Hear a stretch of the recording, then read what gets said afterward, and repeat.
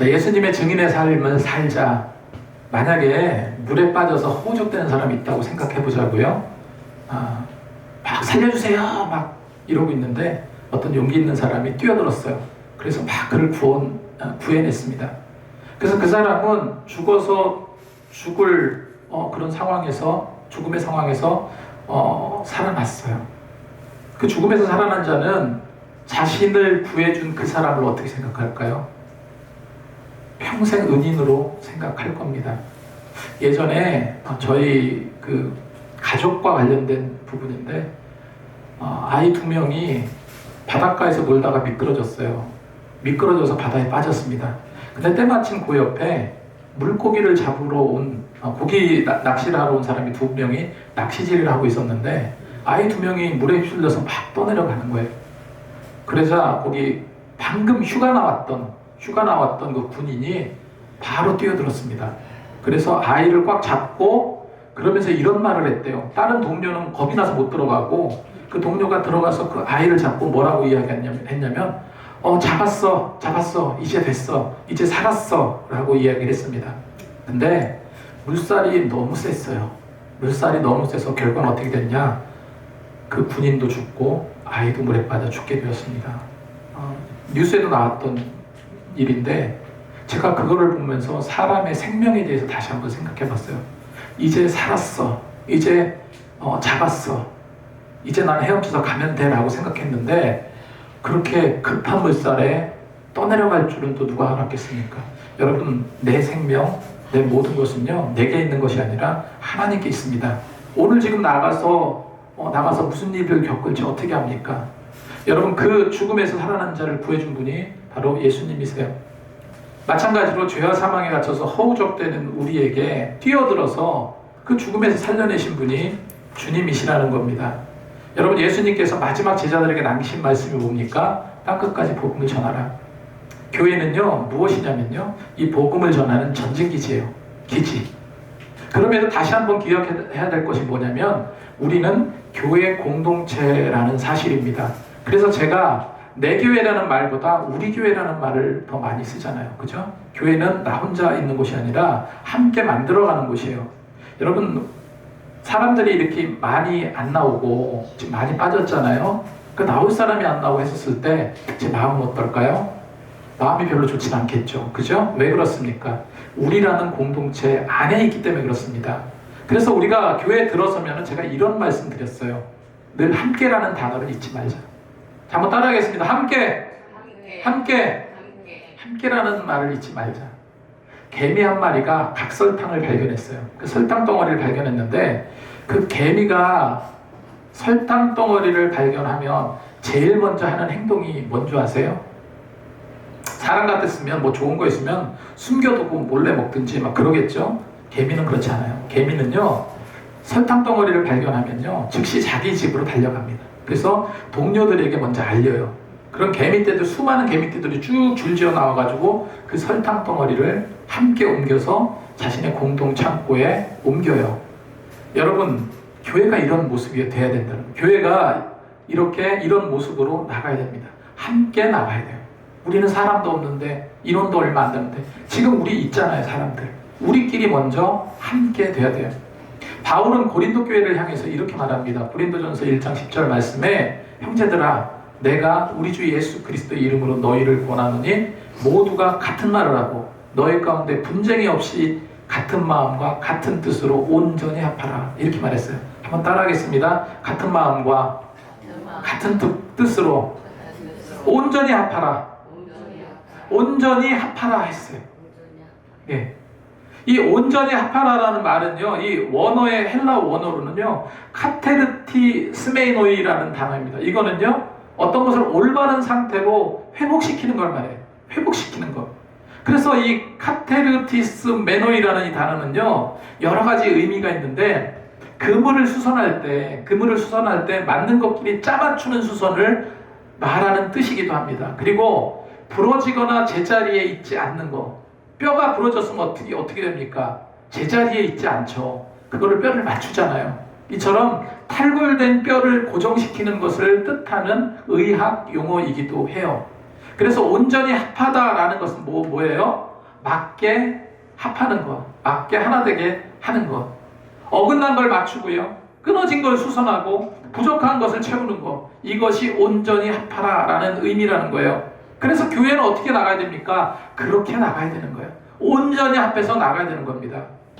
온 한 해 많은 계획을 가지고 있습니다. 기존의 세미나 사역과 시니어를 위한 스마트폰 세미나 아까도 말씀드렸지만, 그리고 총동원 행사들 분명히 보세요. 3월달 이후로요, 우리 기쁨의 교회가 꽉꽉 들어찰 거라고 좀 믿습니다. 그렇게 되리라고 믿으시죠? 아멘 하시기 바랍니다. 말씀 사경에 그래서 준비하는 거예요. 온전히 합하는 일.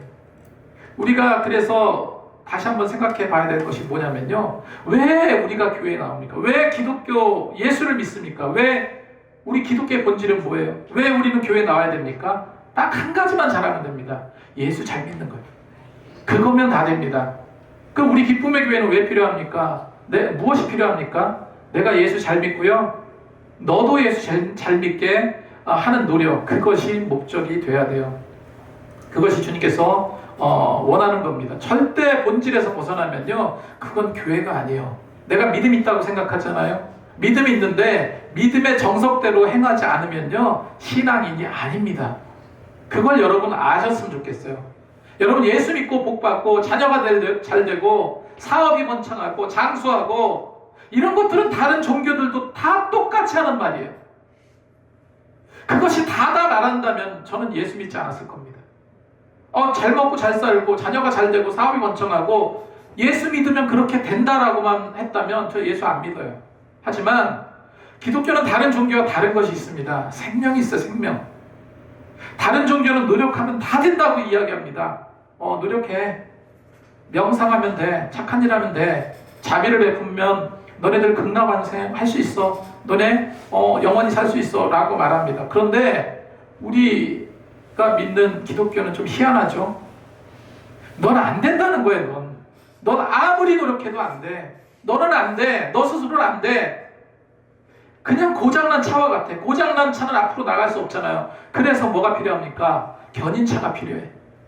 예수라는 견인차로 꽁꽁 매달고 많이 달려갈 수 있는 존재가 우리 인간들의 존재라고 성경은 말합니다. 그래서 예수 아니면 안 되거든요.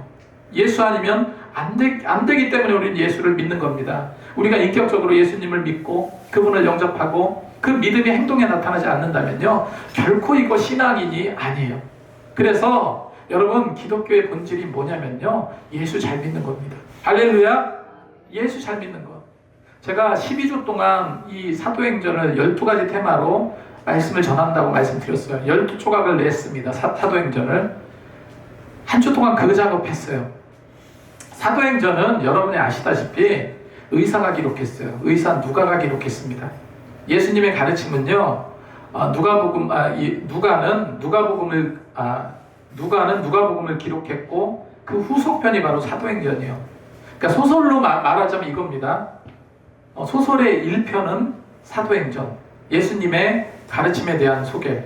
그 다음에 사도행전은 소설로 말하면 2편이에요. 그렇게 말씀드렸어요. 그리고 이 사도행전은요, 예수님의 지상 명령인 땅끝까지 이르러 내 증인이 되라 하는 선언이에요. 그 선언이 어떻게 성취되어 있는지 그거를 보여주는 그 위대한 전도 보고서이기도 합니다. 그리고 더 놀라운 거예요. 여러분, 우리는 그냥 교회 와서 예배 드리는 것이, 지금 예배 드리는 이것이 무슨 좋은 말씀 들으러 오는 거 아닙니다. 우리는 제사 드리러 온 거예요. 하나님께 나의 모든 영과 모든 육체와 모든 마음과 온 정성을 다해서 하나님께 쏟아 올려드리는 제사를 드리러 온 겁니다. 그죠? 말씀이 나를 살게 하고 말씀이 나의 동력이 되게 하는 거예요.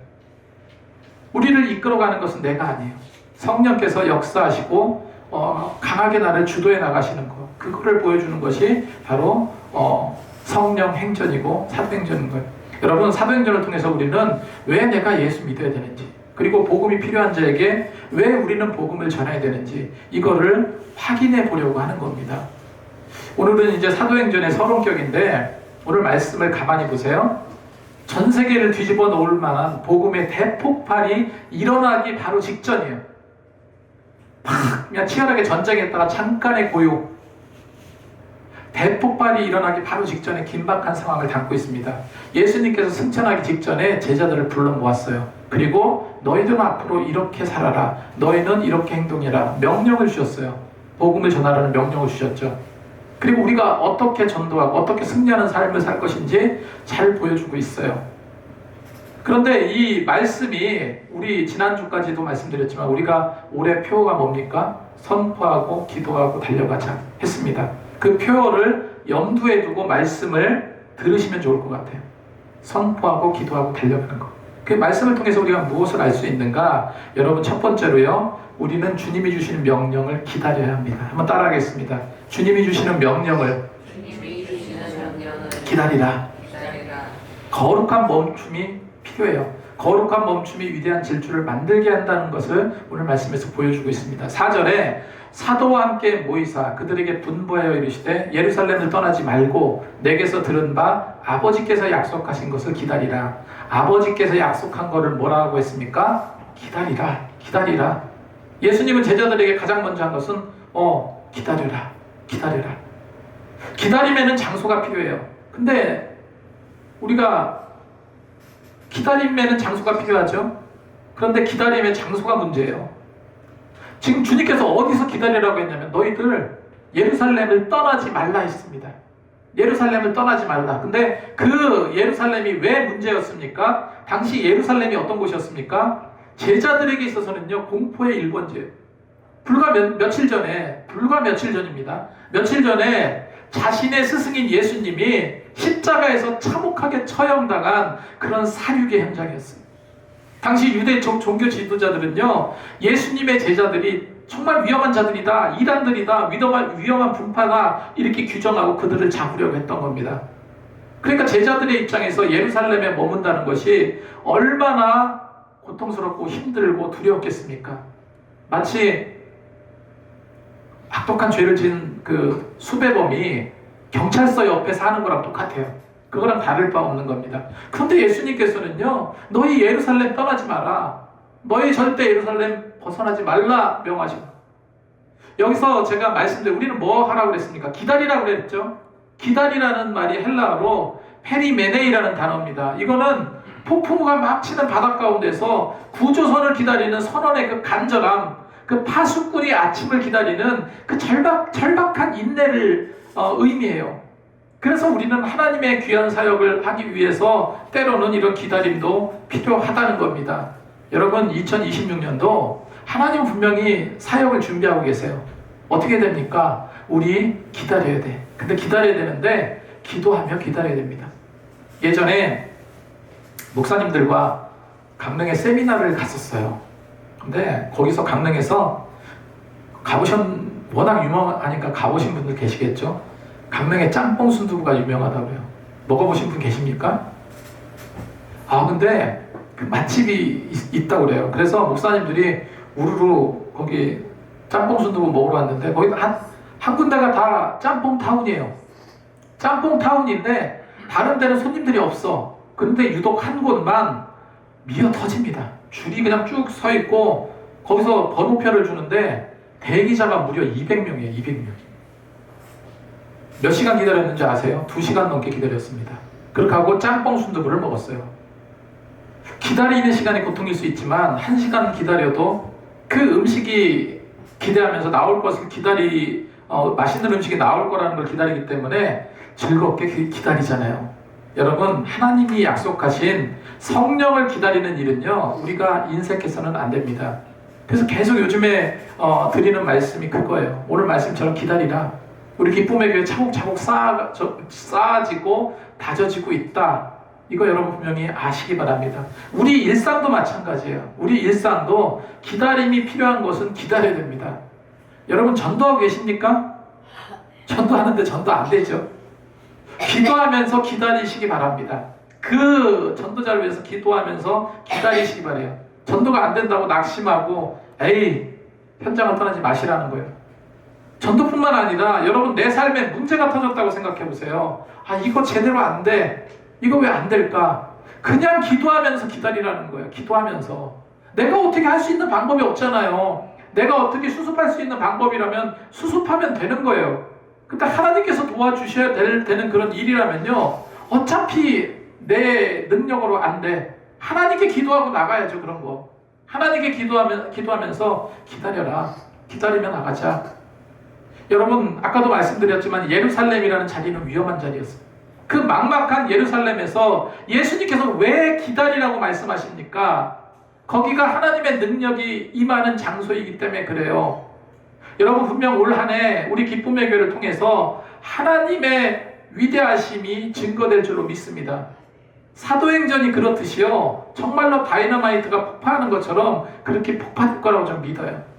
여러분, 기도하면서 기다리시기 바랍니다. 두 번째로, 성령의 권능을 선포하시기 바랍니다. 한번 따라하겠습니다. 성령의 권능을 선포하자. 오늘 8절 말씀에 오직 성령이 너희에게 임하시면 너희가 권능을 받고 예루살렘과 온 유대와 사마리아와 땅끝까지 이르러 내 증인이 되리라 했습니다. 여러분, 성령이 임하면 우리에게 일어나는 가장 큰 변화가 뭐라고 성경은 말하고 있습니까? 권능을 받는다 했습니다. 능력을 받는다 했어요. 이 권능의 능력이 무엇이냐면요, 이거를 보여주는 가장 대표적인 사건이 에스겔서 37장에 있는 사건인데, 이 당시 이스라엘 사람들은 바벨론의 포로로 끌려가 있는, 그래서 이스라엘이라는 나라는 완전히 폐허가 된 그런 도시였습니다. 백성들의 마음은 소망이 없었어요. 뭐와 같았냐면 그냥 마른 뼈다귀와 같았어요. 마른 뼈다귀. 그때 하나님이 에스겔에게 이렇게 명령하십니다.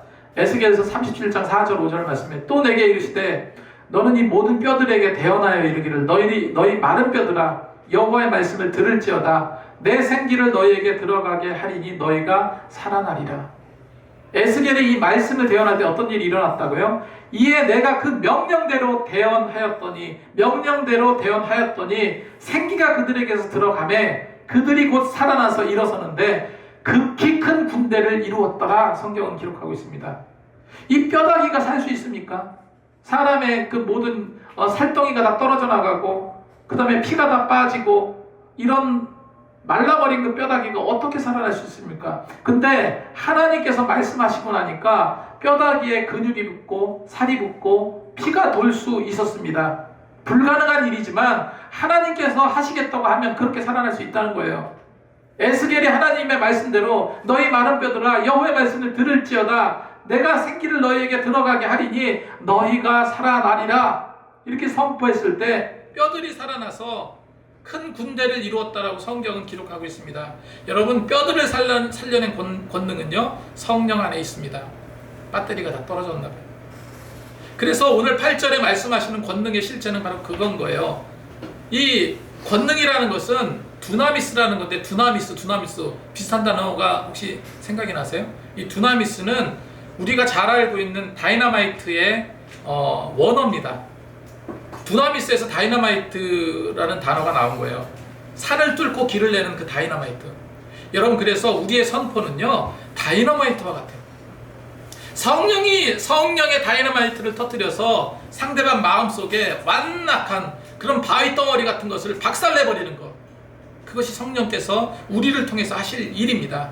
여러분, 그래서 올해는 그와 같은 성령의 권능이 마치 다이너마이트처럼 폭발해서 터져나갈 수 있도록 여러분 그렇게 노력하고 기도했으면 좋겠습니다.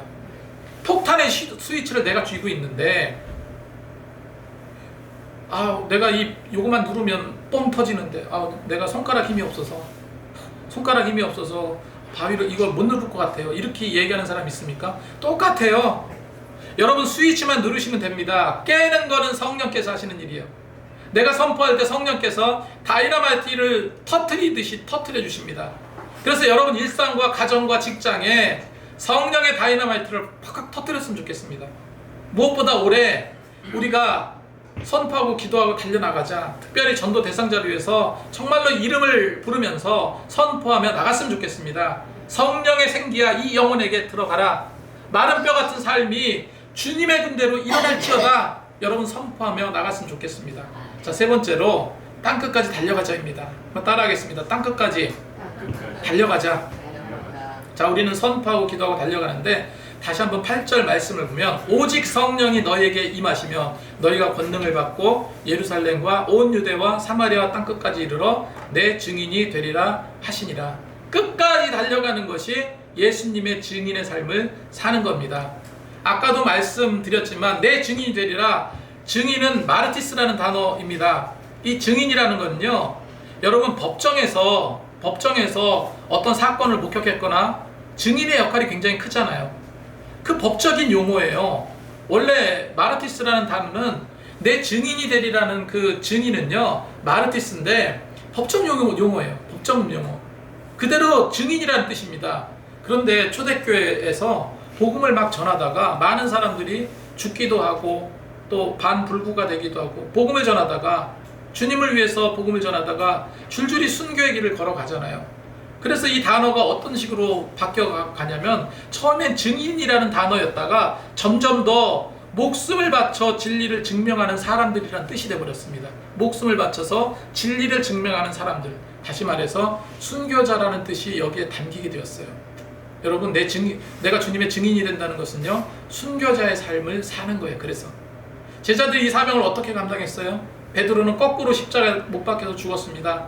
도마는요, 인도 땅끝까지 가서 결국은 창에 찔려 순교를 당합니다. 여러분, 그들이 미쳤습니까? 그들이 생각이 부족해서 그런 일을 겪었습니까? 아니에요. 정말로 부활하신 예수님을 만나서 그 사실이 너무나 명확했기 때문에 성령께서 가리키는 곳 땅끝까지 이르러서 복음을 전하라는 그 노력과 그 과정이 정말로 주를 위한 영광의 자리임을 알았기 때문에 그렇게 행동했던 겁니다. 그래서 우리는 그런 증인이 되어야 돼요. 여러분, 세상의 법정에서는요, 세상에서는 끊임없이 교회에 대해서 도전해 옵니다. 예수는 가짜다. 교회에는 뭔 소망이 있냐? 왜 그렇게 교회에는 사기도 많고 뭐 이상한 그런 어떤 성범죄도 많고 왜 그러냐? 계속해서 우리를 참소합니다. 하나님이 잘못된 겁니까? 인간이 잘못된 겁니까? 목사가 잘못된 거예요? 하나님이 잘못된 거예요? 그 교회 성도나 장로가 잘못된 겁니까? 하나님이 잘못된 겁니까? 하나님은 잘못된 거 하나도 없어요. 인간의 나약함, 연약함, 유혹에 약한 그 본성이 드러날 때 교회는 망해버리고 복음의 진리는 훼손되는 거예요. 여러분, 그런 일을 겪어서는 안 되겠죠. 하나님만 바라보시라는 거예요. 사람 보지 말고. 그래서 여러분, 고난 속에서도 웃을 때 세상은 당황합니다. 여러분, 원수를 용서하면서 전도할 때 세상은 경악할 거예요. 그건 뭡니까? 예수 그리스도가 살아계시다는 가장 강력한 증거이기 때문에 그래요. 이번에 오랜만에 본 영화가 신의 악단이라는 영화거든요. 우리 집사님은 2번 보셨다고 했는데 정말 은혜스러워요. 기독교 영화라고도 볼 수 있는데 찬양이 많이 나오고 정말 은혜 많이 받았던 것 같아요. 재밌게 봤고 감동적이고. 자, 지금 제가 뭐라고 말했습니까? 재밌다고 얘기했죠. 그죠? 은혜롭다고 했죠. 그리고 이 영화 꼭 보세요 라고 얘기할 겁니다. 여러분, 다른 게 전도가 아니라 이런 것이 전도예요.